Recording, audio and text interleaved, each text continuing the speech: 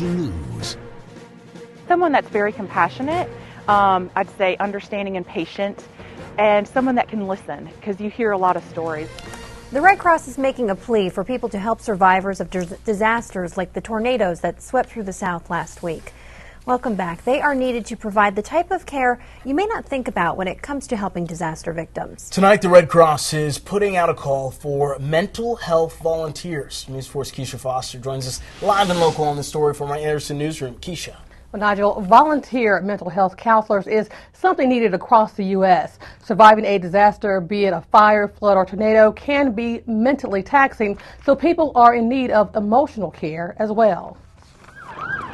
The recent devastation and loss in the South from all the spring storms and the tornadoes that we've had really have a need for us to provide comfort to those in need. In the blink of an eye, lives can be turned upside down. The people who survived the tornadoes in Alabama know that all too well. After any large crisis or even a single family fire, there's a lot of emotional wounds that families have just from seeing the loss of their belongings and a lifetime of work and memories.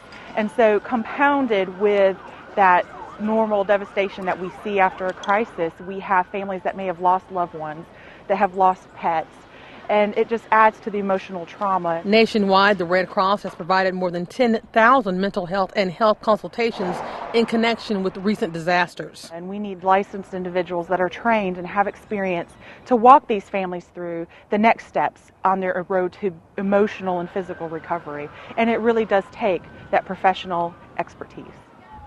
Next week, May 10th and May 11th, the American Red Cross of upstate South Carolina will hold a just-in-time training session for mental health counselors, and nurses are also needed to volunteer. For more information, call 864-271-2222. Keisha Foster, WYFF News 4, live in the Anderson newsroom.